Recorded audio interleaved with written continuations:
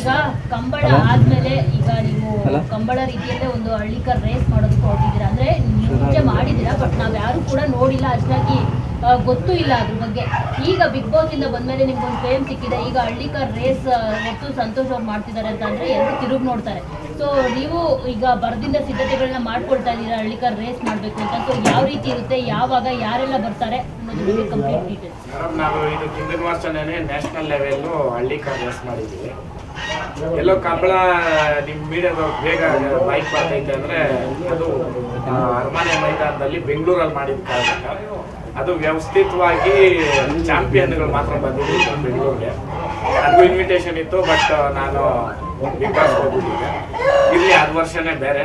ನಾನು ಹಳ್ಳಿಕರ್ ಅಂತ ಬಂದವಾಗ ಒಂದು ನಿಮಿಷ, ಅದು ಬೆಂಗಳೂರಲ್ಲಿ ಮಾಡಿದ ಕಾರಣಕ್ಕೆ ಎಲ್ಲ ಜನಕ್ಕೂ ಮೇಯ್ನು ನಿಮ್ಮ ಚಾನಲ್ಗಳವ್ರಿಗೂ ಇನ್ವಿಟೇಷನ್ ಇತ್ತು, ಹೋಗಿ ಮಾಡಿದ್ರೆ. ನಾವು ಹೋದನೇ ವರ್ಷ ನಮ್ಮದು ಹೆಂಗಿತ್ತು ಅಂತಂದರೆ, ನಾವು ಕೆಲವೊಂದು ಚಾನಲ್ಗಳು ಹೇಳ್ದವಾಗ ಅದು ಹೇಳ್ಬೋದು ಇಲ್ಲ ಗೊತ್ತಿಲ್ಲ, ಕೆಲವೊಂದು ಸಮ್ ಆಫ್ ಇದೆಲ್ಲ ಕೇಳಿದ್ರು. ನಮಗೆ ಅದು ಕೊಟ್ಟು ನಾವು ಮಾಡೋ ಅಷ್ಟು ನಾನು ಪಬ್ಲಿಸಿಟಿ ಮಾಡ್ಕೊಳ್ಳೋ ಅವಶ್ಯಕತೆ ಇರಲಿಲ್ಲ. ಸೊ ಅದಕ್ಕೋಸ್ಕರ ನಾನೇನು ಹೇಳಿದೆ, ಇಷ್ಟ ಇದ್ರೆ ಮಾಡ್ರಿ, ಇಲ್ಲ ಬಿಡ್ರಿ ಅಂತಂದ್ರೆ ಕೆಲವೊಂದು ಯೂಟ್ಯೂಬ್ ಚಾನಲ್ಸು ಅವರೇ ಬಂದು ನಿಂತು ಮಾಡು, ಕೆಲವೊಂದು ಚಾನಲ್ಸು ಬಂದಿದ್ರು ಇರಲಿ, ಬಟ್ ಅದೇನು ಅಷ್ಟು ಹೈಲೈಟ್ ಮಾಡಿ ಮಾಡಲೇಬೇಕು ಅಂತ ಮಾಡಿರಲಿಲ್ಲ. ಇವತ್ತು ಎಲ್ಲರೂ ನಿಮ್ಮ ಸಹಕಾರ ಐತೆ, ಪ್ರತಿಯೊಂದು ಚಾನಲ್ನವ್ರು. ಆಮೇಲೆ ಕೆಲವೊಂದು ಹತ್ರ ನಿಮ್ಮ ಚಾನಲ್ಗಳವರು ಅಂತ ಅವಾಗ ನಾನು ಜೋರಾಗಿ ಮಾತಾಡಿದಾಗ ದಯವಿಟ್ಟು ನೀವು TV9 ಅವರ ಬೇಜಾರು ಮಾಡ್ಕೊಳೋದಿಲ್ಲ. ಯಾಕಂತಂದ್ರೆ ನಾನು ಮನಸ್ಸಿಂದನೇ ಮಾತಾಡಿರ್ತೀನಿ, ಏನೇ ಮಾತಾಡಿದ್ರು.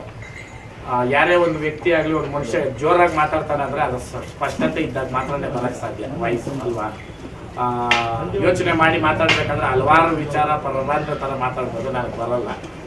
ಯಾವತ್ತೂ ನಾನು ಮಾಧ್ಯಮದವ್ರಗ ನಿಮ್ಮ ಸ್ಥಾನ ಹಳ್ಳಿಕರ್ ಸಂತೋಷ್ ಅಂತ ಹೊರಗಡೆ ಬರೋದಕ್ಕೆ ನಿಮ್ಮ ಪಾತ್ರ ಇದೆ. ಯಾಕಂತಂದ್ರೆ ಒಂದು ಸೋಷಿಯಲ್ ಮೀಡಿಯಾ ಇಲ್ದಿದ್ದು ಯಾವುದೇ ಇರ್ಬೋದು, ಯಾವುದೇ ವ್ಯಕ್ತಿ ಒಳ್ಳೇದು ಇರ್ಬೋದು ಕೆಟ್ಟದ್ದು ಇರ್ಬೋದು, ಅದನ್ನ ತಗೊಳ್ಳೋ ರೀತಿನಲ್ಲಿ ಇರ್ತದೆ. ಅದನ್ನ ಹೆಂಗ್ ನಾವು ಇವಾಗ ಪ್ರಶ್ನೆ ಮಾಡೋ ಅಧಿಕಾರ ನಿಮ್ ಕೈತೆ, ಉತ್ತರ ಕೊಡೋ ಅಧಿಕಾರ ಮತ್ತೆ ಅರ್ಹತೆ ನಮಗೂ ಇರಬೇಕು. ಅದಕ್ಕೆ ಮಾಡ್ಲೇಬೇಕು ಅನ್ನೋದು ಎಲ್ಲೂ ಇಲ್ಲ, ನಿಜನ. ಅದನ್ನ ಯಾವ ರೀತಿ ನಾವು ಎತ್ಕೊಂತೀರಿ, ಯಾವ ರೀತಿ ಕೊಡ್ತೀರಿ ಅನ್ನೋದ್ರ ಮೇಲೆ ಇರ್ತದೆ. ಸರಿ, ಇವಾಗ ಒಂದು ಒಳ್ಳೆ ಪ್ರೆಸ್ ಮೀಟ್ ಇದು ಏನಕ್ಕೋಸ್ಕರ ಅಂತಂದ್ರೆ, ಮಾರ್ಚಲ್ಲಿ ಹಳ್ಳಿಕರ್ ರೇಸು ಅಂತ. ಇವತ್ತು ನೀವು ನೋಡ್ತಾ ಇರ್ಬೋದು, ಕೇವಲ 10 ಪೈಸಾ ಅಷ್ಟು ಮಾತ್ರನೇ ನಾನು ಇನ್ನ ಜನಗಳನ್ನ ಸ್ವೀಕಾರ ಮಾಡ್ತಾ ಇರೋದು, ಕೆಲವೊಂದು ಊರುಗಳಿಗೆ ಹೋಗಿರೋದು.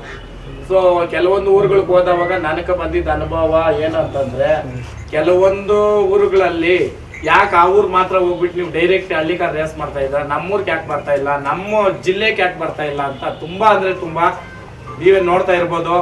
ಕೆಲವೊಂದು ಸೋಷಿಯಲ್ ಮೀಡಿಯಾಗಳಲ್ಲಿ ದಯವಿಟ್ಟು ನಾನು ಎಲ್ರಿಗೂ ಕೈ ಎತ್ತು ಮುಕ್ಕಿ ನಿಮ್ಗೆ ನಾನು ಯಾವತ್ತು ಚಿರಋಣಿ.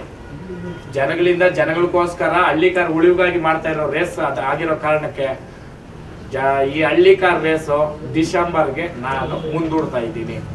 ಉದ್ದೇಶ ಏನು ಅಂತಂದ್ರೆ, ಖಾಲಿ ನಾನು 1 ತಿಂಗಳಲ್ಲಿ ನನ್ನ ಕೈಯಲ್ಲಿ ಓಡಾಡಕ್ಕಾಗಿದ್ರೆ ನಮ್ಮ ಸುತ್ತಮುತ್ತ 5 ಊರ್ಕ ಅರ್ಥ ಮಾಡ್ರಿ.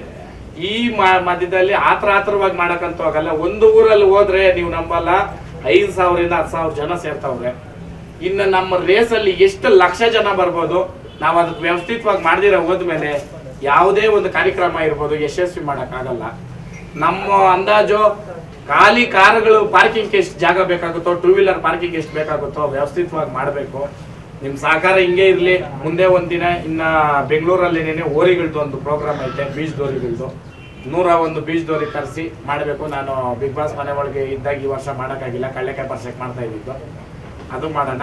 ಈ ಹಳ್ಳಿಕರ್ ರೇಸ್ದು ಮೊನ್ನೆ ಡೇಟ್ ಹಾಕ್ಸಕ್ಕೆ ಹೋಗಿ ಬಂದು ನಾನು ಮತ್ತೆ ಇದನ್ನ ಈ ನಿರ್ಧಾರ ತಗೊಂಡಿದ್ದು. ಯಾಕೆ ಅಂತಂದ್ರೆ ಇದು ಸುಲಭದ ಮಾತಲ್ಲ, ಕ್ಲಿಯರ್ ಆಗಿದೆ ಅಲ್ಲನಾ. ಯಾಕಂತಂದ್ರೆ ಇಲ್ಲಿ ಮನೆ ಹತ್ರನೇ ಇಷ್ಟು 1000 ಜನ ಬರ್ತಾವ್ರೆ ಅಂತಂದ್ರೆ, ಅಲ್ಲಿ ರೇಸ್ ಅಂತಂದಾಗ ಎಷ್ಟು ಲಕ್ಷ ಜನ ಬರ್ಬೋದು. ಆಲ್ ಓವರ್ ಕರ್ನಾಟಕ ಬಿಟ್ಟು ಅಕ್ಕಪಕ್ಕದ ರಾಜ್ಯದವರು ಒಂದ್ಸಲಿ ಪಾರ್ಟಿಸಿಪೇಟು ಮಾಡಿದ್ದಾರೆ, ತಮಿಳುನಾಡು, ಆಂಧ್ರ, ಮಹಾರಾಷ್ಟ್ರ. ಇನ್ನು ಆ ಭಾಗದ ಜನ ಎಲ್ಲ ಬಂದ್ರೆ ತುಂಬಾನೇ ಕ್ರೌಡ್ ಆಗೇ ಆಗುತ್ತೆ. ಆ ಕ್ರೌಡ್ನ ನಾವು ನಿಲ್ಲಿಸ್ಬೇಕಂತಂದ್ರೆ ಮರ ಅಂತೂ ಟೈಪ್ಗಳು ಅವೆಲ್ಲ ಏನು ಸಾಲಲ್ಲ. ಎಲ್ಲ ವ್ಯವಸ್ಥಿತವಾಗಿ ನಾನು ಮಹಾರಾಷ್ಟ್ರದಲ್ಲಿ ಒಂದ್ಸಲಿ ಹೋಗಿ ರೇಸ್ ನೋಡಿದ್ದೆ. ಮತ್ತೆ ನಮ್ದು ಸ್ವಲ್ಪ ಇಂಪ್ಲಿಮೆಂಟ್ ಮಾಡಿ ಇನ್ನ ವ್ಯವಸ್ಥಿತವಾಗಿ ಯಾರಿಗೂ ತೊಂದರೆ ಆಗೋ ರೀತಿಯಿಂದ, ತೊಂದರೆ ಆಗದಿರೇ ಇರೋ ರೀತಿನಲ್ಲಿ ದಯವಿಟ್ಟು ಅದು ಆಗುವಂತ ಅಂದ್ಬಿಟ್ಟೆ, ಆಗದಿರೇ ಇರೋ ರೀತಿನಲ್ಲಿ ತುಂಬಾ ನಾಜೂಕಾಗಿ ಅಚ್ಚುಕಟ್ಟಾಗಿ ಯಶಸ್ವಿಯಾಗಿ ರೇಸ್ ಮಾಡ್ಬೇಕಂತಿರೋ ಕಾರಣಕ್ಕೆ ಡಿಸೆಂಬರ್ ಅಲ್ಲಿ ಸ್ವಾದಿಷ್ಟತೆಯ ಸ್ವಾದ, ತಾಜಾತನದ ಆಹ್ಲಾದ, ಉತ್ತಮ ಆರೋಗ್ಯ ಮತ್ತು ಹೆಚ್ಚಿನ ರೋಗ ನಿರೋಧಕ ಶಕ್ತಿಯ ವೃದ್ಧಿಗೆ ಈಗ ನಿಮಗೆ ಸಿಗುತ್ತಿದೆ ಉತ್ತಮ ಗುಣಮಟ್ಟದ ಪೌಷ್ಟಿಕಾಂಶ. Shri Vaidik millet health mix ಇದು ಸಿರಿಧಾನ್ಯಗಳ ಸಂಪತ್ತು.